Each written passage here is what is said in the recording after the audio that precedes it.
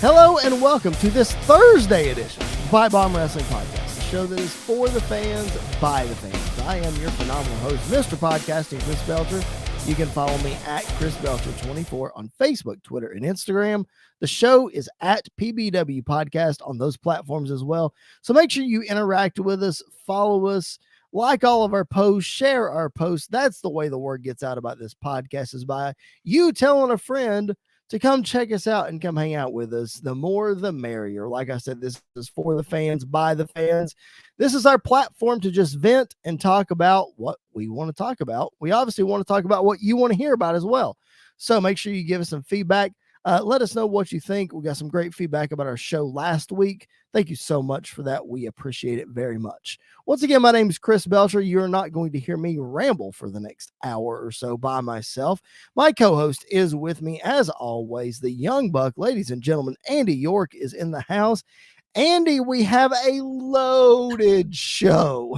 There's so much to talk about. We're not going to cover everything because we're on the road to WrestleMania, and then AEW decides to like throw everything together at once and like kills it every single week.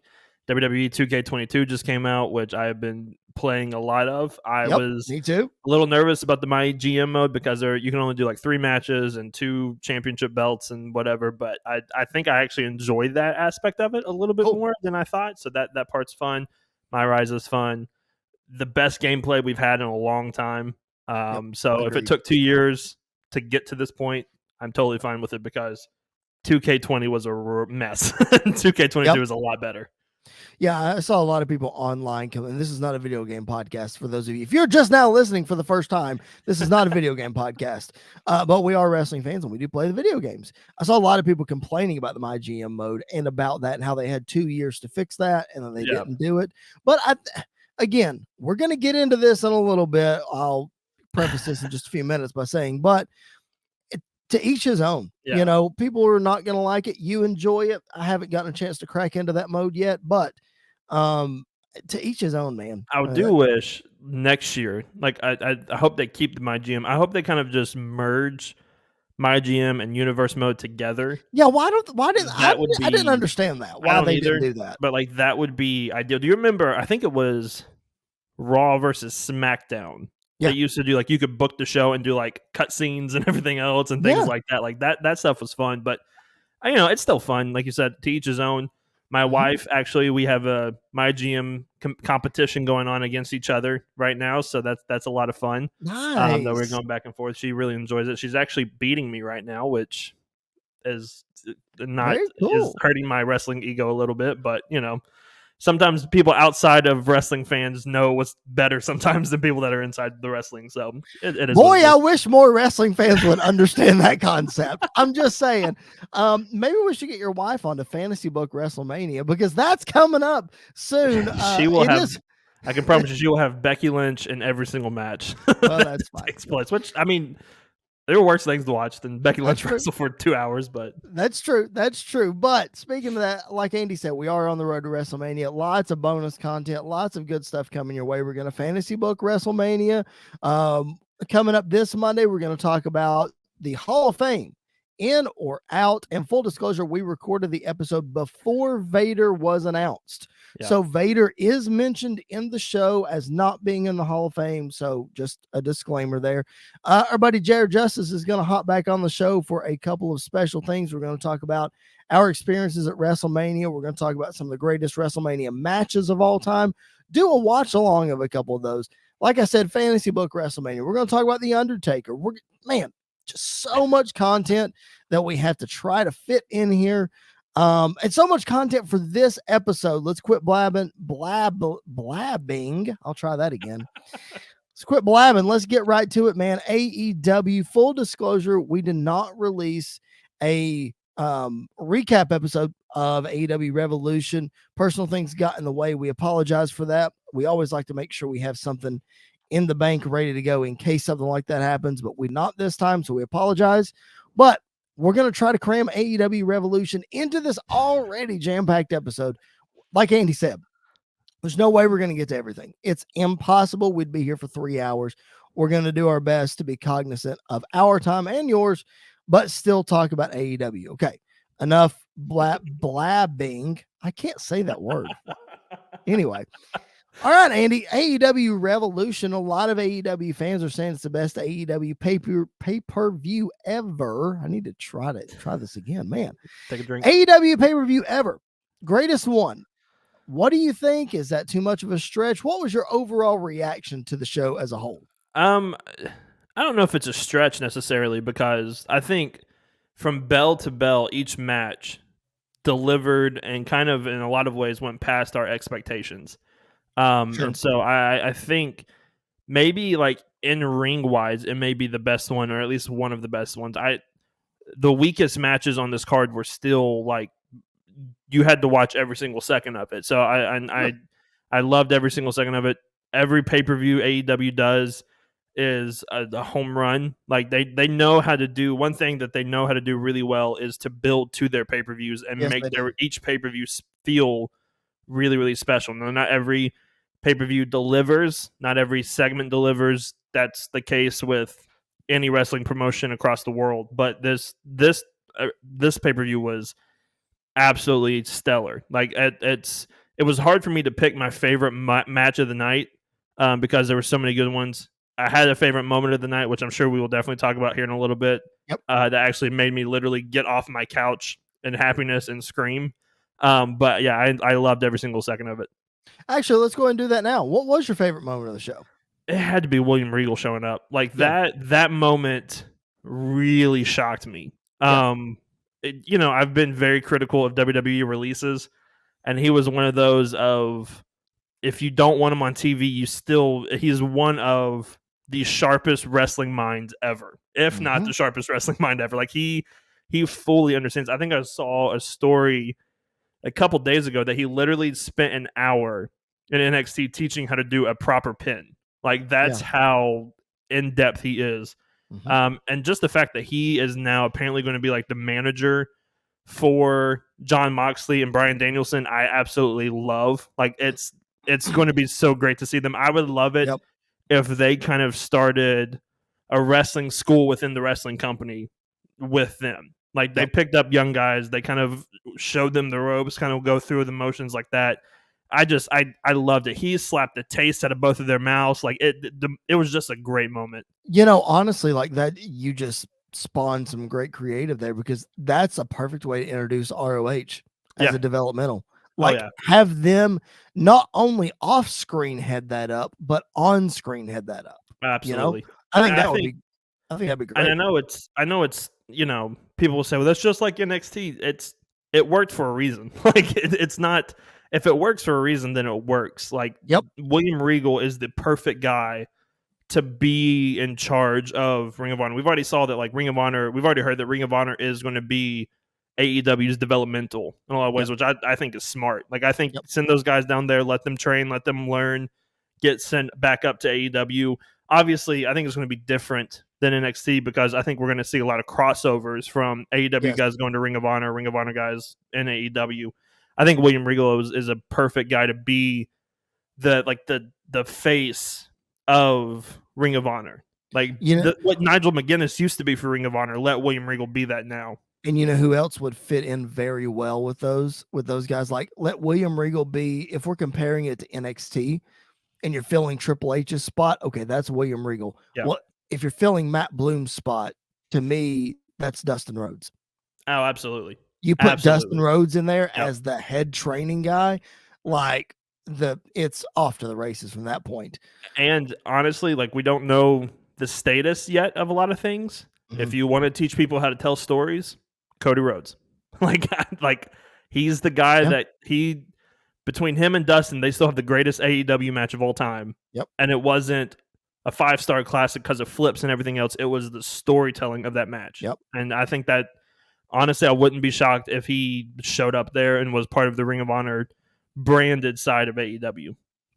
Well, that's a conversation that we could really get into the weeds about, that we're going to try to steer clear of right now, because we're short on time. But all that to say, man, I'm with you. That wasn't my favorite moment of Revolution, but that creative is brilliant. I love it. I absolutely love that creative. It was really cool. for William Regal, who is a real life mentor to both of these guys, bring that relationship on screen. I think that's great. If I'm picking a favorite moment of Revolution, it's Sting jumping off of the rafters onto the 4 tables. I mean, if that you said William Regal got you out of your seat. Yeah. If that Sting spot didn't get you out of your seat, like something's wrong with you. You got a guy 63 years old jumping off a balcony through 4 tables. Like, come on. That's like the Sting spot that I love. Like, he's going to do it in all these big matches, and I know he's going to do it every single time, and I don't care because I love it. Like, it's just, it was so great. The look on his face of like, oh, well, and then just kind of jumps is amazing. Mm-hmm. Oh, yeah. So that was my favorite moment. What a great match. And and if you've listened to this podcast numerous times, you know that I'm not a fan of car crash matches, especially in AEW. Yeah. But we went into that match knowing it was a car crash. They called it a tornado trios match for a reason. Yeah. It was a car crash match, and I loved it. I thought it was fantastic. Man, lots of other stuff to get to from Revolution. One of the biggest things, this is not in my notes. We talked about it beforehand as we were kind of gathering our thoughts. Hangman Adam Page retains the championship against Adam Cole. Seems like they're going to keep that story going. Obviously, I think it's fine that Hangman retained the title. It was needed. But I just, you know how I feel about Hangman and his title reign. How did you feel about the match? I thought the match was good. Yeah, the match was really good. I think the match was exactly what I was expecting it to be. They got me a couple times on false finishes of Adam Cole winning. I really thought there was a couple times that he was going to win. I love the interference aspect of Red Dragon kind of coming down and kind of trying to help, and then the Dark Order comes out, and then there's always this tension between Page and between Dark Order, and it's kind of continued with him pushing. I forget his name now, which I hate because I love him and John. So no, it was the other one. Alex Reynolds. Yeah, he pushed Alex Reynolds into the ref, and then like there was a low blow from Adam Cole, and then kind of went on from there. But it was, the match itself was really great. I loved it. Those two guys know how to put on a great match. I love Adam Cole coming out in the Halo gear. I love that. That was a nice little touch. And I'm excited about them kind of going forward and kind of continuing the story, because I don't think it'll hurt either guy. Because Adam Cole is one of the most popular guys in AEW, if not the most popular guy in AEW. And Hangman Page is one of the most popular guys too. Like the pops he gets every single night. But I do agree. I think he needs to be, if they want him to continue this title reign, he needs to become the center focus of AEW. And we even saw that in Dynamite this week. He was the second segment out. Great match against Dante Martin, but it was the second segment out right after the Jericho thing. And that, to me, if he's not going to start off the show, he needs to be the main event. Like you gotta make him the center focus of your show. You mentioned the Jericho thing. Let's go there. Jericho loses the opening match of Revolution to Eddie Kingston. Great. That's fine. Eddie Kingston needs a big win. Whatever. No complaints from me about that. But then we see Jericho in the opening segment of Dynamite this week, and the Inner Circle officially disbands. And we have the formation of a new faction called the Jericho Appreciation Society, which is so stupid that I love it. Okay. I know. It's great. I dig it. My problem is this is literally a copycat of the Inner Circle. What more is there for them to do? Yeah, but I get that, and I thought the same thing. But then I also thought about it. The Inner Circle, though, created 3 of the biggest stars in AEW with Sammy Guevara and Santana and Ortiz. And so you've got Daniel Garcia and you've got 2.0, which we know Tony Khan is a big fan of 2.0. And Daniel Garcia is really, really good. So I think they're trying to see if this will continue of Jericho getting the young guys over like he did with all the other ones. But yeah, I completely agree. I love the segment. Like I thought the segment was great. I thought the turn was brilliant because I was not expecting it. Eddie Kingston's promo was amazing. Absolutely amazing. Like he is one of the best guys on the mic in the wrestling business right now.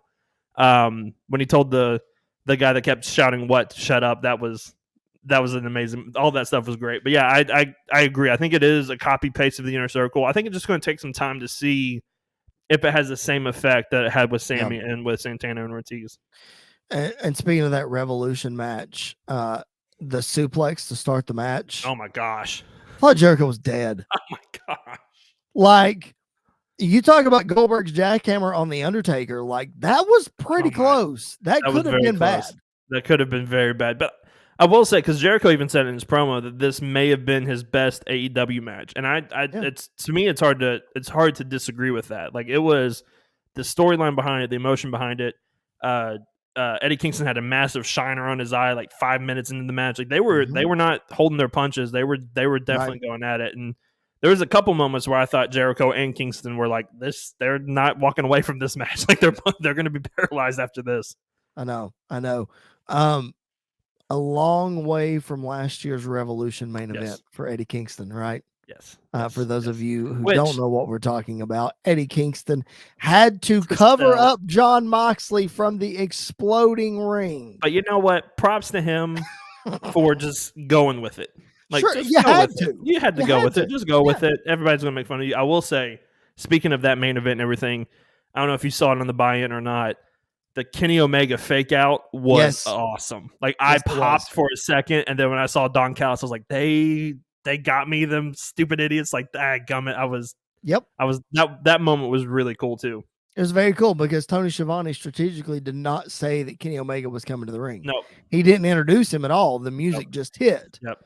It reminded me of, I think Punk had already left WWE, or they hadn't been announced that he had left yet, and they were in Chicago, and Punk's music hit, and Paul Heyman walked out, and it was the same exact reaction of like cheers for the music. They saw who came out, and they were like, "Oh man!" Yep.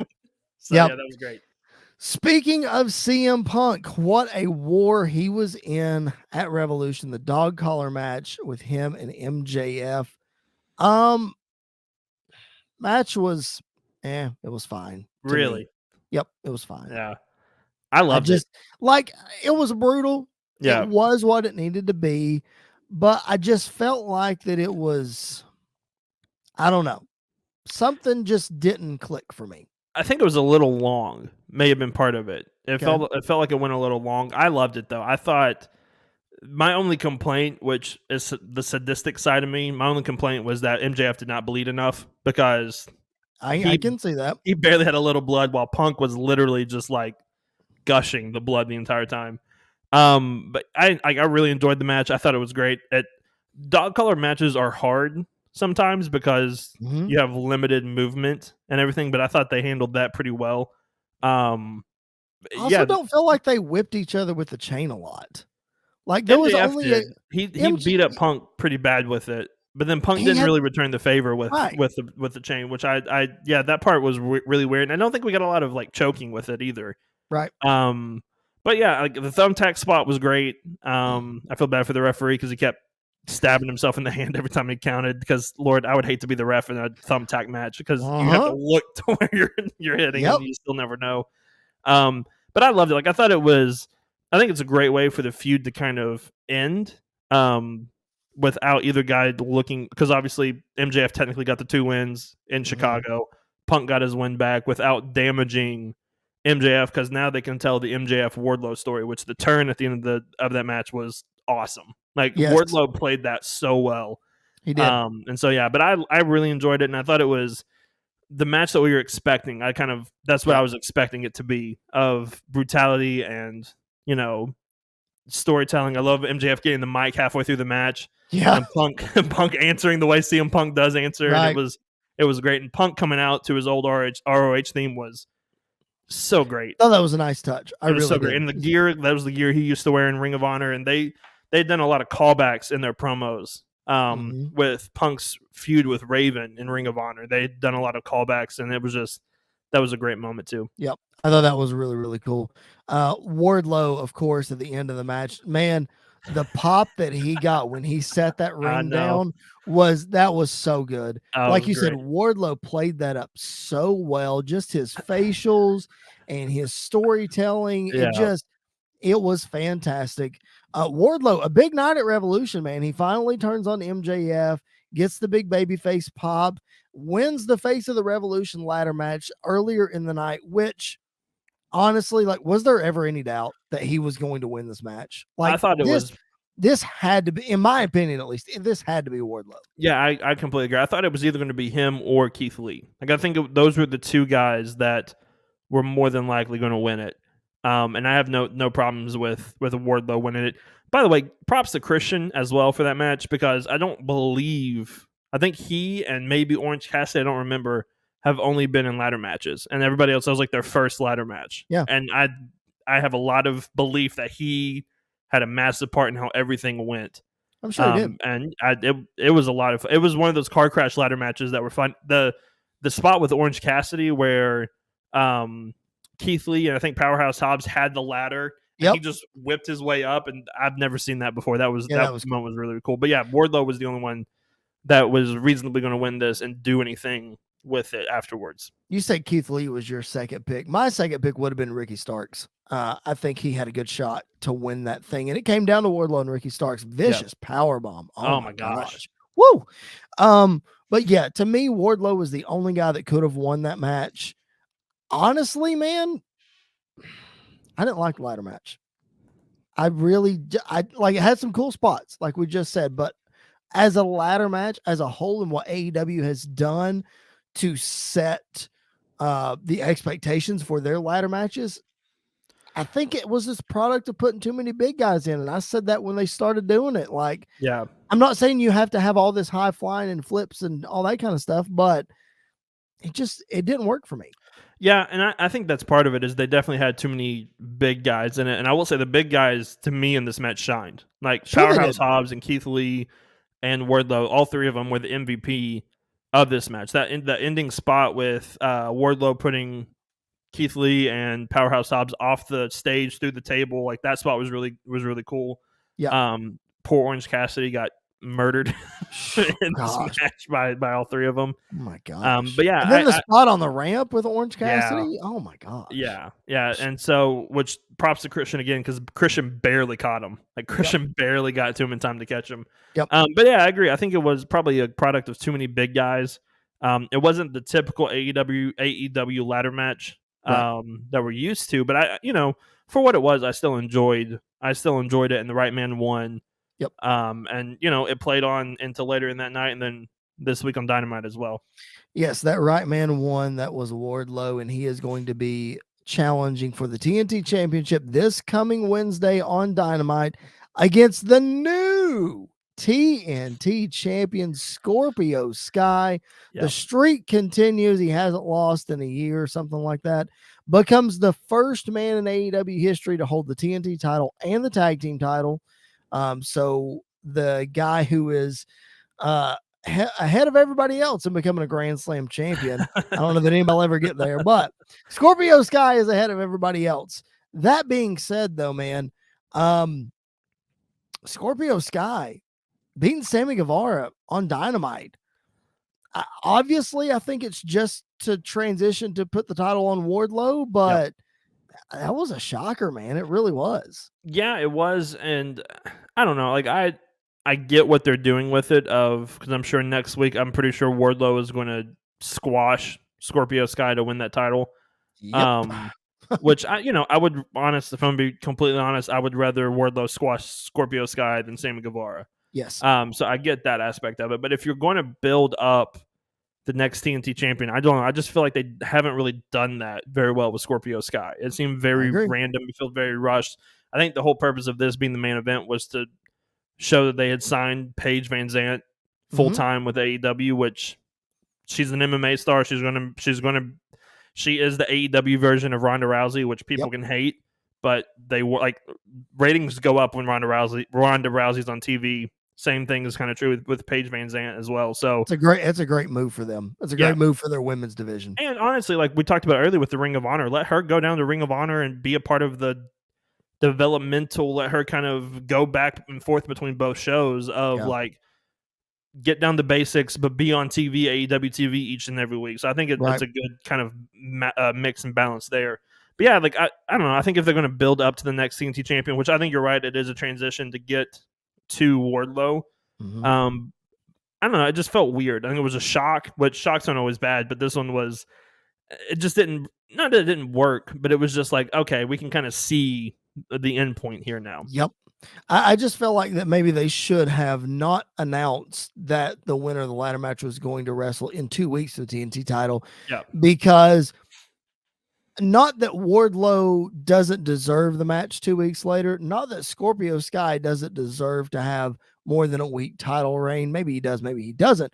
The point I'm trying to make is Sammy Guevara doesn't deserve to drop the title just to a transition. Like, this should not have been the end of his run. Yeah. He's had such a good run with the title. He has consistently been having the best matches on the show. And I feel like that you're just saying, okay, we're done. Yeah. Next. And it's honestly, it's kind of a WWE move. It is to do it that way.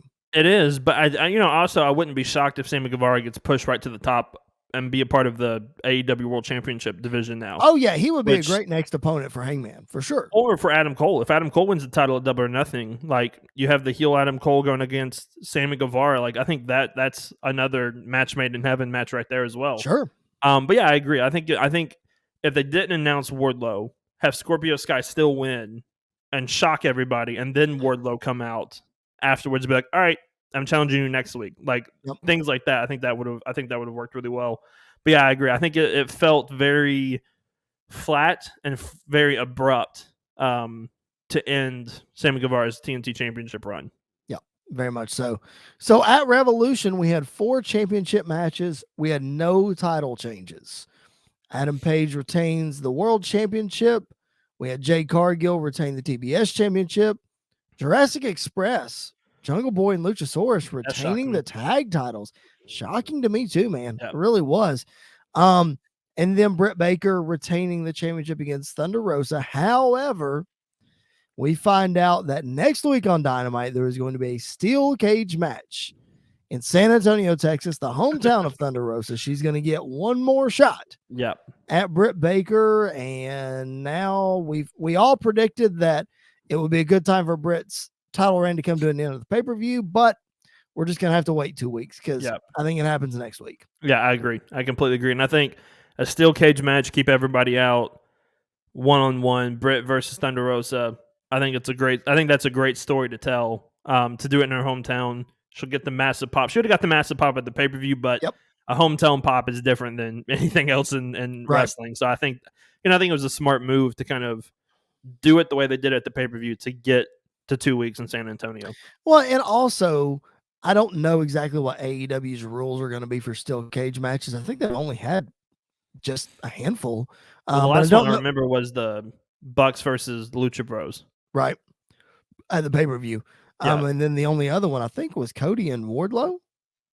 Is that right? No, or was it Cody and Wardlow or Cody and MJF? No, he hadn't gotten it. Was Wardlow. Yeah, it was Wardlow. All that to say, though, I don't know if there's going to be a rule where you can escape to win the match. I don't know.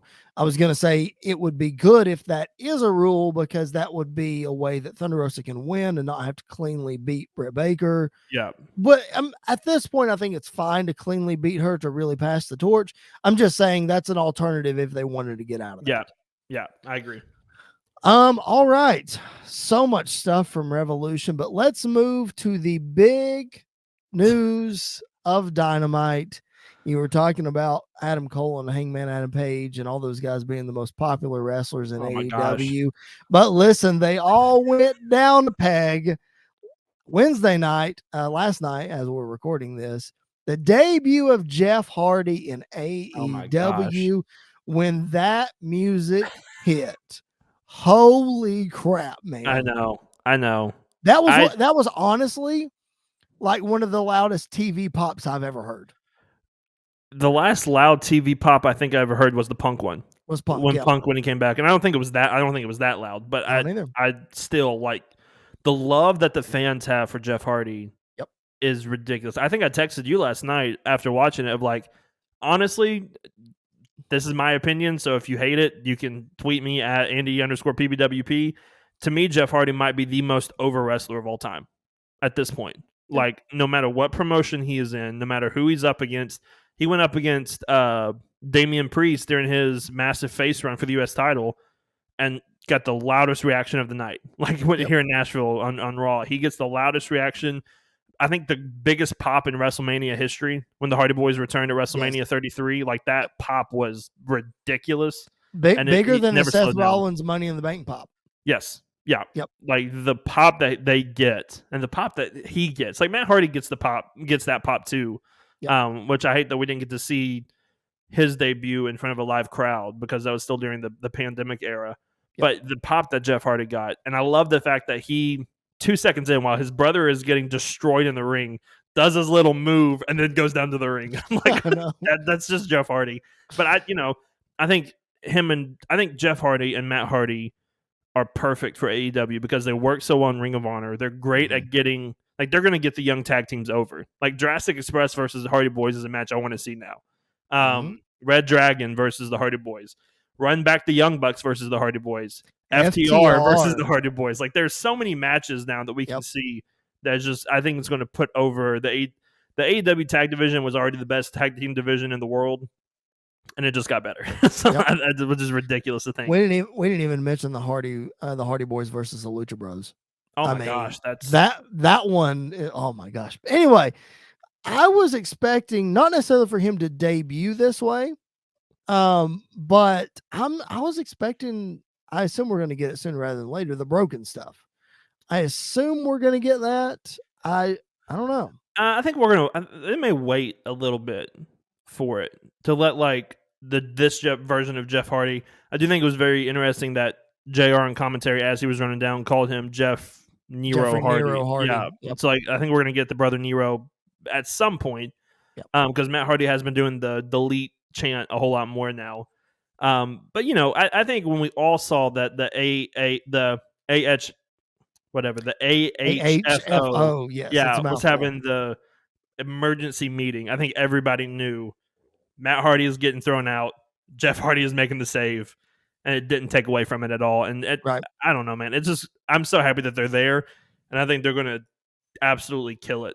Like I think the matches that we're going to get now is just going to be ridiculous. Yeah, I think it's very, very cool that they're together.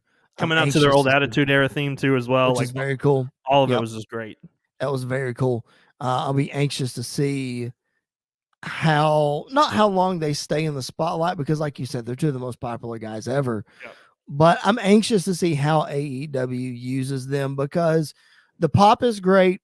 The big comeback is great. The popularity is fantastic. But we all have seen in WWE that Jeff Hardy is not as good and not as quick as he used to be. Yeah. And Matt Hardy certainly is not either. So obviously they can still have good tag matches, but it'll be interesting to see how they space those out. Yeah. And I think the tag division, like the people that they're in there with are going to help them a lot too. And like, because them and the Young Bucks, they have chemistry together already from their independent run. But like, I mean, the fact that we're going to get at some point more than likely the House of Black versus the Hardy Boys, like things like that, like the storytelling aspect, I think is going to still be there. Because Matt Hardy telling stories. Matt Hardy, to me, Jeff Hardy is the better wrestler by far.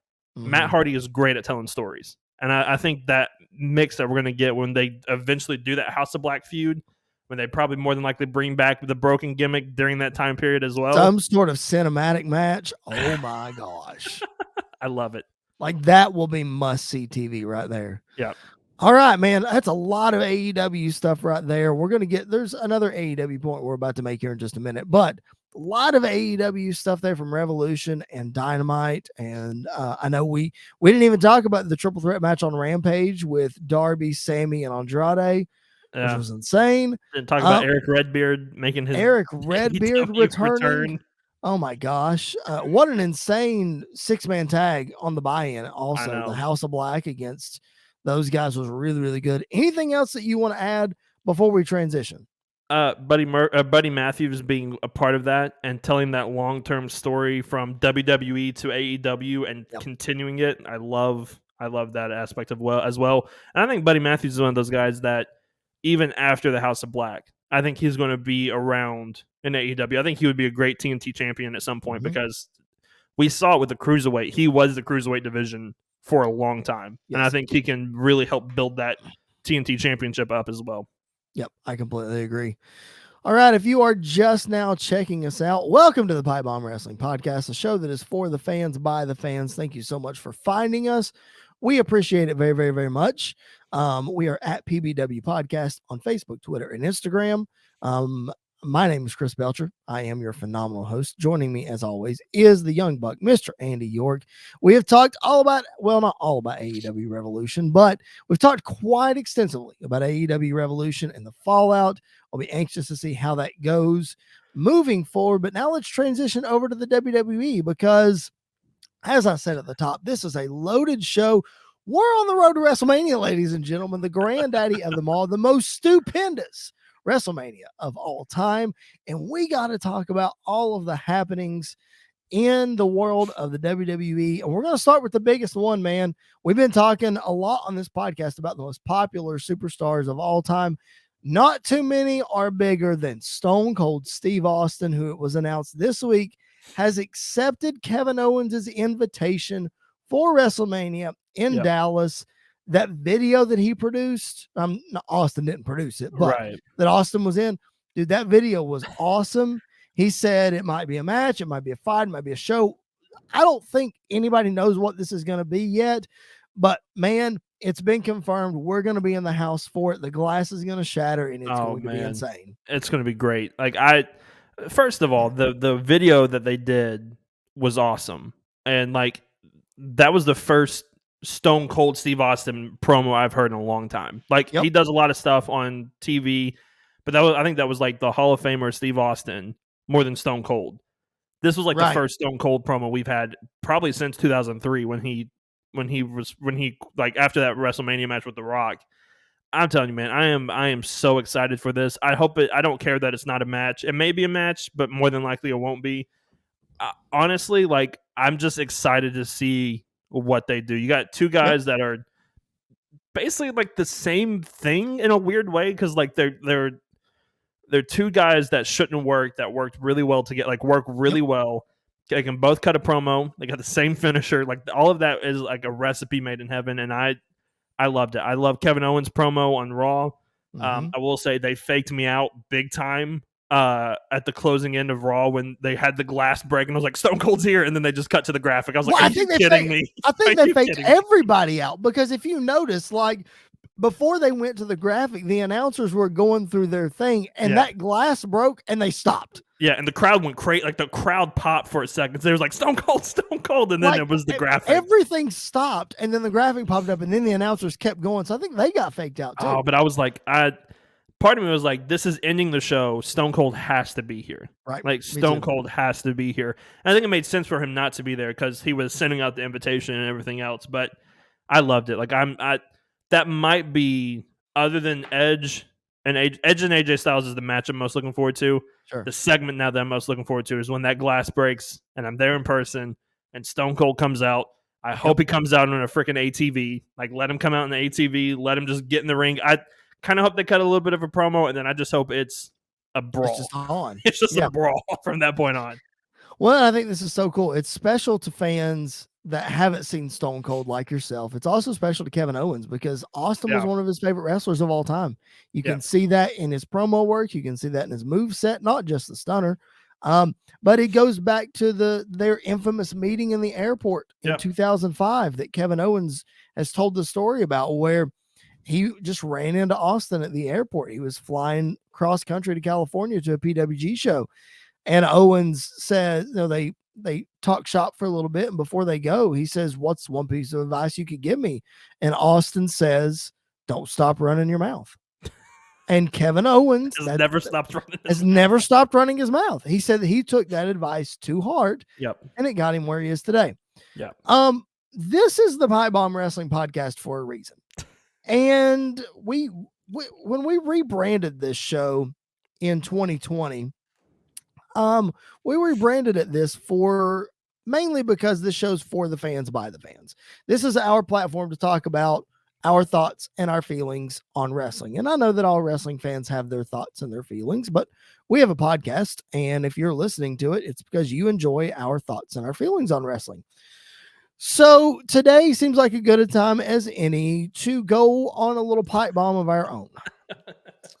And I texted Andy about this, and I said, Andy, I've got a little rant that I need to have on the podcast. And he said, that's great. So do I. So we've kind of collaborated a little bit, and we figured out that our rants are very, very, very similar. Maybe for some different reasons. There might be some AEW stuff floating around in here, but our rants are similar enough. We're going to talk. We're going to drop a little pipe bomb on you guys. Let me give you a little context as to how this happened. So I'm not going to name any names. I'm not even going to name the exact situation that I was in, because if that person is listening, they will know exactly what happened. But anyway, so Austin's announcement is made. The video floats around on social media yesterday on Tuesday, as we're recording this on Thursday. Starts floating around on social media, and obviously you're going to get mixed reactions from people. You're going to get the people who don't want him to come back because he left so perfectly in 2003, which he did. Then you're going to get the people who are like us. It's like, it's stone cold. We get to see Austin. None of the rest of it matters. We're going to get to see Austin. So then I got to thinking about people's reaction, because there are a lot of people who don't want Austin to come back for what I just said. He went out so perfectly. Then there are a lot of people who don't want Austin to come back because they think WWE is putting him in a bad position, or they think WWE is desperate and they have to call on old Stone Cold. You know, it's like the old the story that Bruce Pritchard tells about the Macho Man Randy Savage in like 93, 94, when he was transitioning to commentary. Every time somebody would get hurt, they'd call Macho. Hey, you need to come fill in. And Macho would say, oh, got to call the old guy. Yep, got to call the old guy. So it's not like WWE is calling on Austin. Again, we have no knowledge backstage or anything. Right. But it's not like WWE is saying, Austin, everybody's hurt, man. We got to have you. We got to have you. Listen, they always pull out stuff for WrestleMania, you know? So wrestling fans are getting upset because Austin's going to get involved in a confrontation, maybe a match at WrestleMania. And they're saying, oh, WWE is so desperate. They got to have Austin. Well, they're doing so bad. They got to try to beat AEW. They're having to bring back Austin. That's so sad. Guess what, guys? Austin still has to say yes. Andy, how many times do you think since 2003, because that's been 19 years ago, have they asked Austin to come back and he said no every single time? Yeah, I mean, I know had to say yes this time. I know the Punk thing. Like, they were going to do a match between him and Punk, and he said no. Like, he's not going to do something he doesn't want to do. So this brings me to my point that we have said on this podcast a lot, is that wrestling fans are fickle.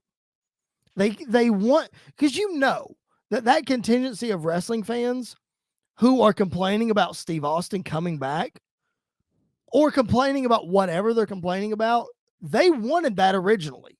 Mm-hmm. And now that they're getting it, they don't like it. Yeah. It's not the way I want it. Blah, blah, blah, blah. You know? So I have a little quote here from one Matt Jackson. For those of you who don't know, Matt Jackson is a Young Buck. And for those of you who don't know, I don't like the Young Bucks, but I'm going to read this quote from Mr. Matt Jackson. Ready? Says, wrestling has the most toxic fan base in the world. They're the worst. Honestly, like, there are a lot of good fans. The ones that love you. But the ones that hate you, they hate you. That's an AEW superstar saying that the wrestling fans are the most toxic fan base in the world. Like, Andy, come on. Like, why can't we all just be wrestling fans and watch it for what it is? Listen, you've got your opinions. I've got mine. Every wrestling fan has their own opinions. That's great. I'm not saying people can't have their own opinions, but I'm tired of AEW fans specifically bashing WWE and saying that it's garbage because of this, because of that, because they're doing the same thing. They got to call on the same guys. Guess what? It works. People are paying to see it. Andy, you might not like Goldberg, but you've admitted on this show that people pay to see Goldberg. Yeah.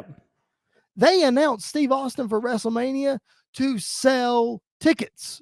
Yep. They are getting people in the building. I guarantee you they've sold more tickets since they announced Austin. Wrestling fans are fickle, Andy. Why can't we all just get along? I'm the same thing. Like I am the same exact way of you talked about it earlier. Austin's not going to do something he doesn't want to do. Right. Like he's not going to do something that makes himself look bad. He's said that out in person. Vince McMahon knows that. They have that relationship. The Rock is the same way. The Rock's not going to come back and do something that's going to hurt his image because why would he? Right. Let me stop you right there for just a second because I think it's important to address. JR came out with some comments, I think it was this week, where JR said he talked to Austin and that Austin was reluctant to do whatever he's going to do at WrestleMania. And that Austin wasn't a big fan of whatever he's going to do at WrestleMania and that there's not going to be a match. Well, number one, I think JR has it out for WWE. I think anything he ever says about WWE is always negative. I don't remember the last time he said something positive about WWE. Let's just be honest. Except when he said Randy Orton was the greatest of all time and Kenny Omega was the world champion. But that's another story. Anyway, so I'm not saying that I don't believe what JR is saying. I'm just saying I don't take as much stock into it. I believe he probably did talk to Austin. Yeah. But I don't take as much stock into it as a lot of people are saying that Austin's unhappy doing this and WWE is literally just having to drag him to do it. Guys, all he has to do is say no. Yeah. Don't you think Vince has enough respect for Austin that if he was reluctant to do it, that Vince would say, okay, that's fine. No problem. Just come out and show up at Mania just so we can have you at Mania. And that's that. Well, I mean, you got to remember also WrestleMania 30. Like, this isn't the first time that we've seen Austin back at WrestleMania. Right. WrestleMania 30, you had the whole moment with Hogan, with The Rock, and with Stone Cold. WrestleMania 32, you had Mick Foley, Shawn Michaels, and Stone Cold coming out to help the New Day and all of that other stuff. And I get the trepidation in a lot of ways because Saudi Arabia has burned us a lot because the match that we never talk about in this podcast because it makes Chris cry is the DX match that happened at Saudi Arabia that never happened. That, should have never happened. Like, that should have never happened. Undertaker versus Goldberg should have never happened. There's a lot of matches that should have never happened that kind of have taken away. I think that's part of the reason why Undertaker has come back so many times is to prove himself because of a bad match that he's had. So, but I don't expect anything like that to take place.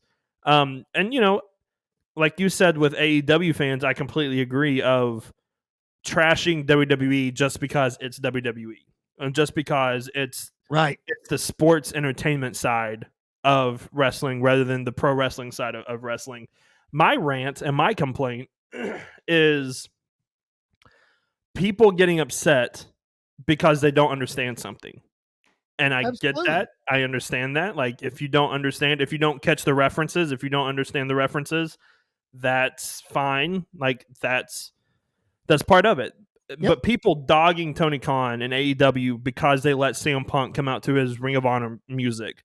For someone that watched almost all of Punk's stuff in Ring of Honor, the second that music hit, it took me right back to where that was. Like, took me right back to Punk in Ring of Honor. Him coming out in the white shorts and all of that other stuff, absolutely amazing. Like, that took me back to that moment. And people being upset of like, well, we didn't understand because we never watched Ring of Honor. We never watched CM Punk. Who cares? Like, I never watched the Attitude Era. When Edge came out to the Brood music, I still understood the importance of it because one, Excalibur on commentary very quickly was like, hey, this is Punk's music from Ring of Honor. They have done a lot of callback stuff to Punk's run in Ring of Honor against Raven. Like, they have we dog on the AEW commentary a lot because it is rightfully so. I'm looking at you, Jim Ross. But I will give Excalibur credit. He helped tell the story between CM Punk and MJF by calling back the Ring of Honor stuff. Yes. By calling back all of this old stuff from CM Punk. Yes. That stuff really helped tell that story. And I think it was better than him coming out to Cult of Personality. We got Cult of Personality at the end. Yep. That was like that was fine. But him coming out to that Ring of Honor style saying this is not the same CM Punk that you've had. Yep. Just like when Edge came out to the Brood, this is not the same Edge that we've had.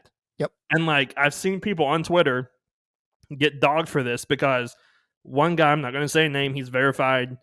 He's a scumbag wrestling fan like all of us are. He was very against CM Punk coming out to the Ring of Honor music, but at day one, he was cheering and very happy that Edge came out to the Brood music. Like, you can't have both sides of your cake just because WWE did it.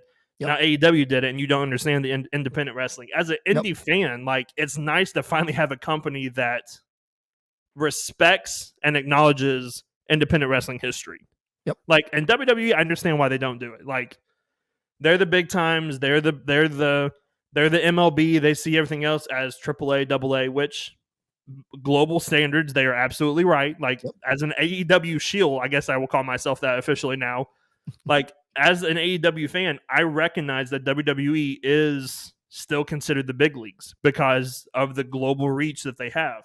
But the fact that AEW not only now owns Ring of Honor, but like they respect the history of Ring of Honor enough to say most of our fans understand this. Like, I think that's part of it. Of like, WWE appeals to casual fans because casual fans bring in a lot of things. AEW like recognizes and appeals to their hardcore fans because their hardcore fans continue to come back. And it bugs me when people are like, when people use that excuse of like AEW is doing things that I don't understand, so they shouldn't even be doing that. When WWE is over here kind of calling back things from the Attitude Era, and reliving in the past all the time because they haven't done enough to build up enough new stars to continue that push. I mean, it's Daniel Bryan was right. Wrestling fans are fickle and they take the fun out of a lot of things. They really do. Like, I complain, if anybody knows me and has talked to me personally about the Tennessee Titans, which I'm a huge fan of and have been ever since their inception in 1999, the one thing that I cannot stand is like Titans forums and Titans Facebook groups and, you know, all that kind of stuff. And I can't listen to Titans radio call-in shows anymore because people are just, when one thing happens, they go to the other end of the spectrum and they hate everything. And wrestling fans are the exact same way. Like, it's a snowball effect. So all of this, like, I'm not placing blame just on AEW fans, and Andy's not placing blame just on WWE fans. It's wrestling fans as a whole. Guys, we're all fickle wrestling fans, Andy and I included. So, like, I just don't understand why WWE fans have to hate on AEW so much and why AEW fans have to hate on WWE so much. If you don't want to watch the product, you have that right. That's fantastic. And in this country, for now, you have the freedom of speech to say that you don't like this product. That's great.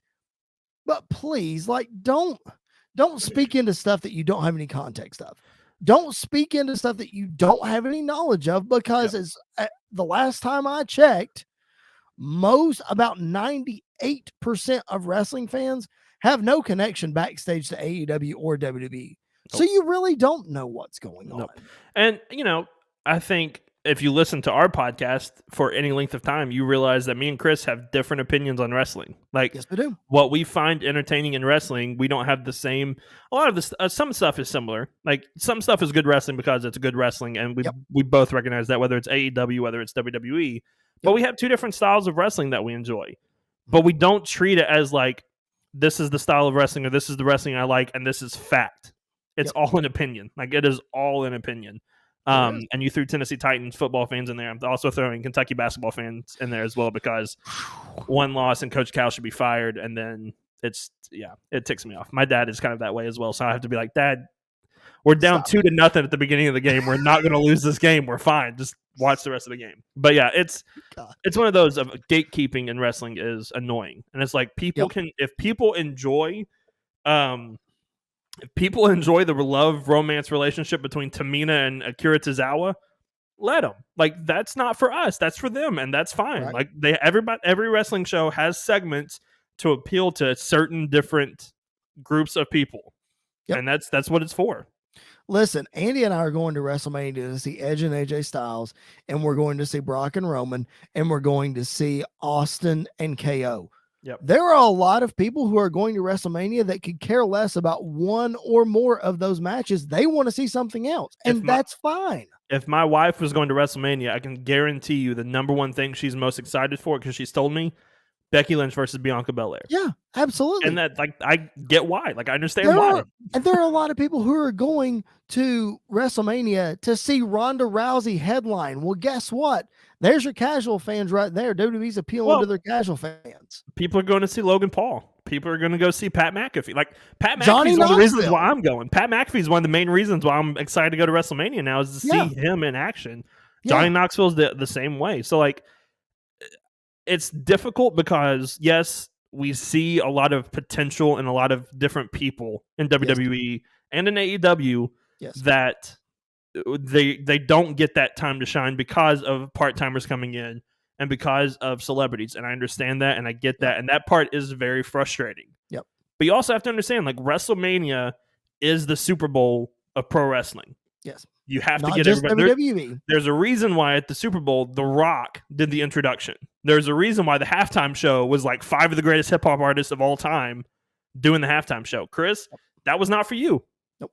That was for me, and that's fine. Like, we both understand that. We both recognize that. When a couple years ago, when Bruno Mars did it, like, I'm not a huge Bruno Mars fan. That was not for me, but I understood why they did that. Like, the same way, I don't care about Logan Paul. I don't care about Johnny Knoxville, but people do, and people are going to go see it, and that's fine. Like, that's totally fine. Listen, we have this platform to give our opinions, and if you are listening to this and you think we're talking out of both sides of our mouths, we apologize. Like, we probably are. Yeah. The thing is like, the point that I'm trying to make is wrestling fans know what they want until they get it. Yep. And then when they get it, they don't like it. Like, come on, guys. Let's just be, why, I guess is the problem with the world today, which is a whole other podcast. But, like, why can't we all as wrestling fans just get along? Like, why do you have to think that WWE is the worst thing on the planet because they're not pushing the guys you want them to push? Or why do you think AEW is the worst thing on the planet because all they do is flip, fly, high fly, and all this other stuff? Like, why can't we all just get along? To quote Vince McMahon in his interview with Pat McAfee, which to me was one of the most insightful things, the entire interview itself. By the way, yes, if you're listening to this crazy podcast and you haven't listened to that interview, please finish this episode and go directly to that interview, because it's fantastic. But he says, and I get why. He said two things. One, that the portion of the internet there's a portion of Twitter, because he basically said the blue bird. There's a portion of it that are going to be biased and hate everything. Yep. And he ignores them. And perfect. I would too. They're going to hate everything you do, no matter what. Don't even worry about them. He also said that they do a focus group each night. And what he means by the focus group, he doesn't have a group of people coming together to talk about the show. He means every time we have a show and we open the doors, people are in seats. And as long as people are in seats, we're going to continue to do the things that we're doing, because it may not work for everybody, but the people that it's working for are going to buy the pay-per-views, are going to buy the t-shirts, are going to be in the arena to watch each and every week. And AEW does the same thing. Like, both companies do the same thing of, we don't want to bring in the entertainment side of things. We're the pro wrestling group, and our, like, what was the Municipal Auditorium in Nashville, Tennessee was packed out. Yep. It worked. SmackDown in Nashville, Bridgestone Arena, for what they were selling, was packed out, and it works. So, like, they're going to do what they're going to do no matter what, because it's working. And until things change, until things stop working, then that's what things will change. So, like, something's going right for them. Yep. So Andy is at Andy_PVWP. I am at Chris Belcher 24. Seriously, send us your thoughts and your comments on all of these things. We welcome them with open arms. We'll talk about it on the show. We're an open book, guys, but this is the problem. This would have been the problem also in the 90s had the internet and forums and all of this social media been a big thing during the Monday Night Wars. This would have been the exact same thing. Yep. So I just get tired. Another point that made me think of the jogged my memory was wrestling fans. I go back to they know what they want until they get it, and then they don't like it anymore. Well, all the crap, yes, I'm saying crap, that we were fed in the Attitude Era, go back and watch some of that stuff. Some of it's terrible. It's garbage. But guess what? Everything was great. But now, 20 years later, when a company feeds you stuff that's not very good, Yep, it's the worst thing on the planet. So, like, come on, people. Like, just anyway. Twitter was the worst. Twitter's been the worst thing for a lot of things. And like, I'm on Twitter. I love Twitter. I tweet and I put my opinions out there, and that part of it's good. But the part is like, if people like something, don't bash them for liking it. Yep. Let them like it. That's for them, not for you. Move on. That's exactly right. That 5 minutes of Raw, that 5 minutes of SmackDown, that 5 minutes of Dynamite are not going to ruin your life. Exactly. Or just don't watch. Yeah. Hey, there's a novel idea. Guess what? All these AEW fans and WWE fans are the same way that criticize the other product. Guess what? You have the freedom to stop watching. Yep. Stop watching. If all you have to say is negative about the product, if you are, because there is a contingency of people out there that watch the show just to pick it apart and just to be negative. Just stop. What's the point? Like I watched Monday Night Raw when I could, because 3 hours of wrestling is a chore, to be quite honest. And that's, if AEW did a 3-hour show weekly, I would say the same exact thing. Yeah. I used, like, I watched Monday Night Raw. I watched Dynamite. Used to watch NXT. Don't really watch that anymore. And watch Friday Night SmackDown. Even before, like, I came on full time with the podcast, I still watch those things. Not because I had to talk about it or I had to watch it, but like, there were segments of it that I enjoyed watching, and the segments I didn't enjoy, who cares? Like, I just move on. Yeah. So. All right. Man, that was a lot of fun. All that to be said, I'm very excited Stone Cold's going to be at WrestleMania. We are very excited for Austin to be at WrestleMania. I hope he wrestles. I hope the bell rings, and I hope we get a match. Yeah. I really do. I don't care if it's just, I fully expect it to be 3 minutes like the Undertaker John Cena WrestleMania 34 match was. Yep. I fully expect that. Guess what? I'm cool with it. Let's do it. And I don't know. Part of me hopes it's his match. Part of me hopes it's like, just let them brawl. Like, I don't need to see Kevin Owens get pinned, because like that's a whole nother can of worms by itself. But like, could you imagine this? Because I think it's a very great possibility. WrestleMania night 1, we see Stone Cold Steve Austin.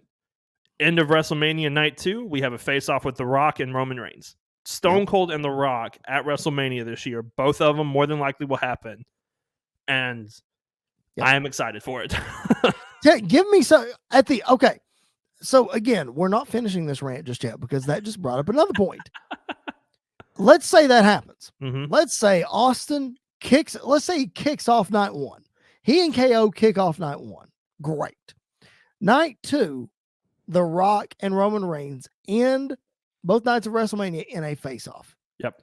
All of these fans who are complaining about it, are you really going to complain about 2 of the biggest stars ever showing up at WrestleMania? Are you? If that's what you're going to complain about, please stop watching. That's what I'm asking. And I mean, let's be real honest real honest here.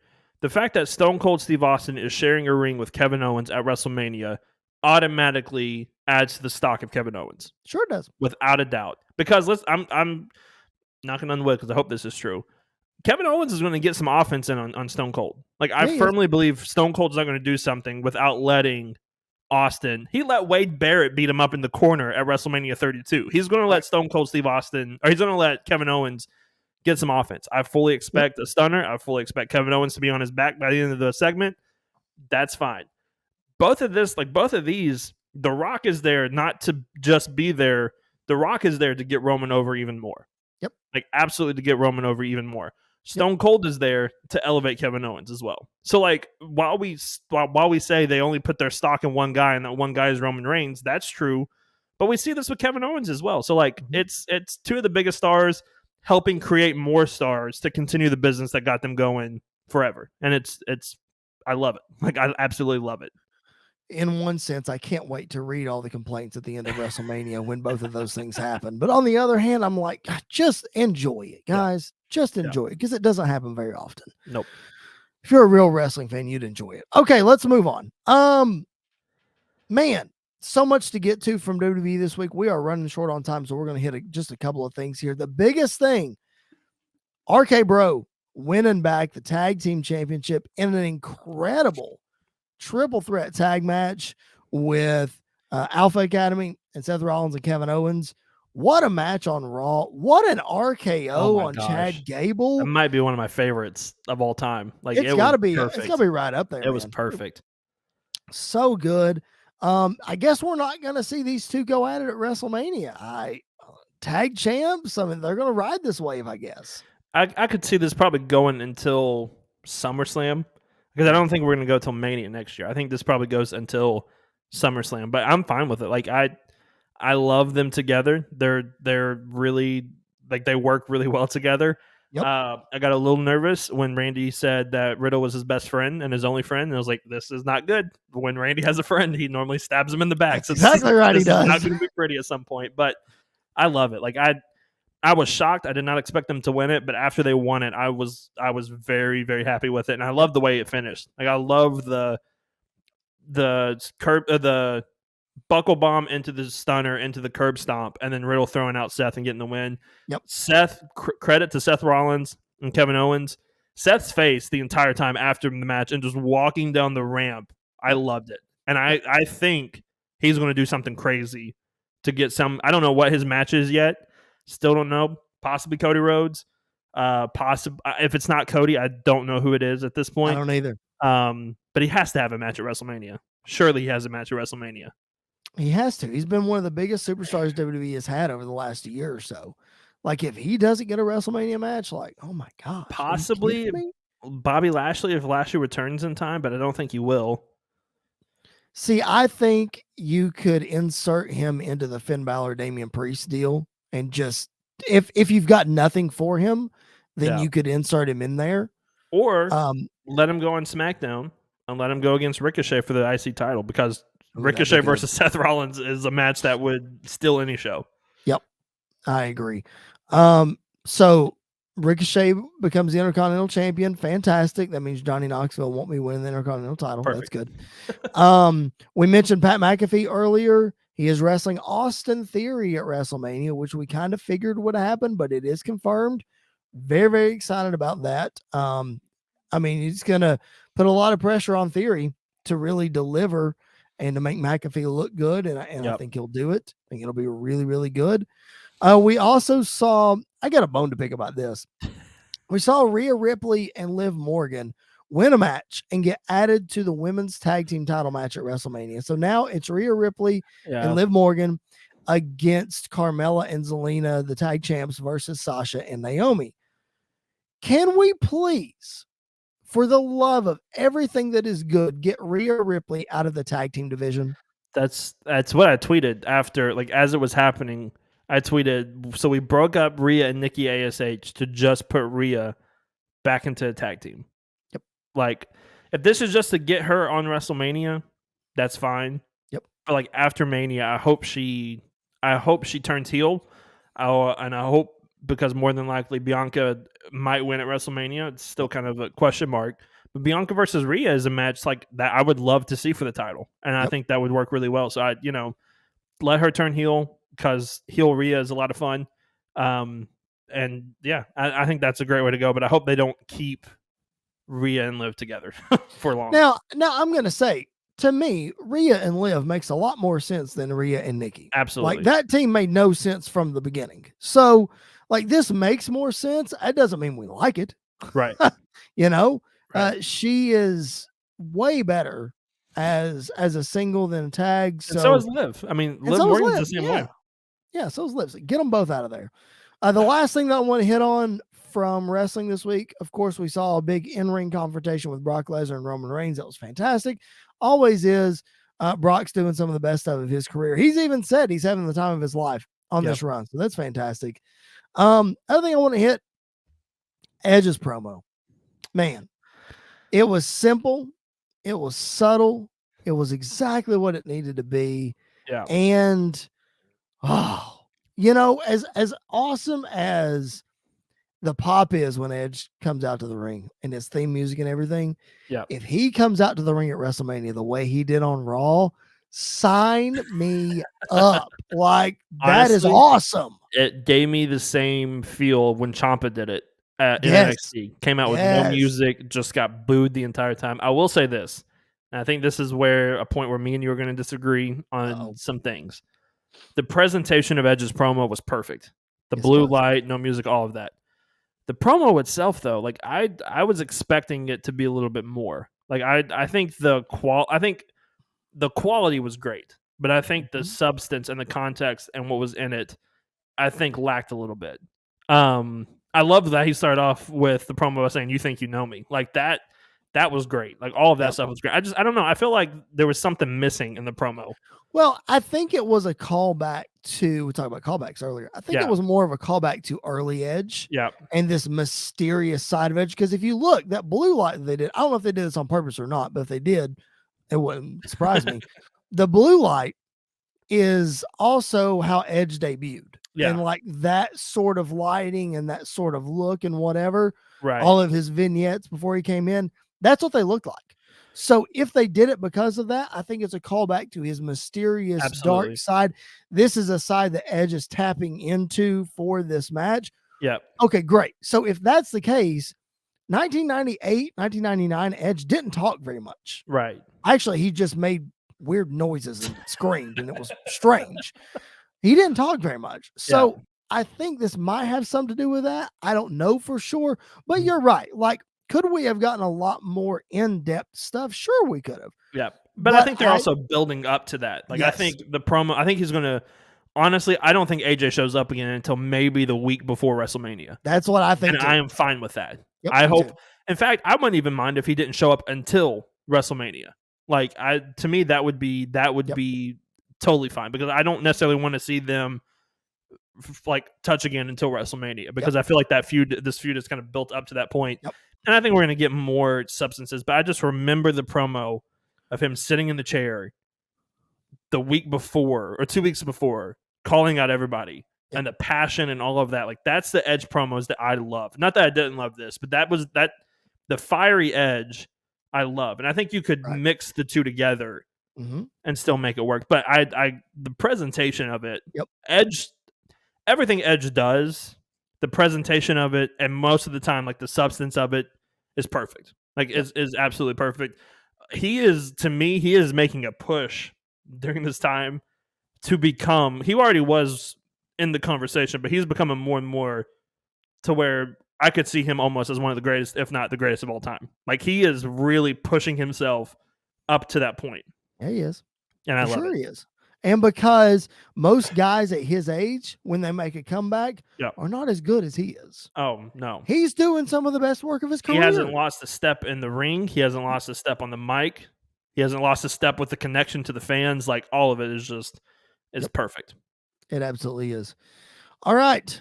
I think that's going to do it. Let's put a bow on this episode, man. That is a lot of stuff that we have covered. We have ran a little long on time. Thanks for hanging with us. We appreciate it. Each and every Monday and Wednesday, brand new content on the bodyslam.net YouTube channel, on SportsWire Radio, and wherever you find your podcast. But WrestleMania season is upon us, so that means the week of WrestleMania, we're cranking out shows every single day. We're going to fantasy book WrestleMania. We're going to do some watch alongs.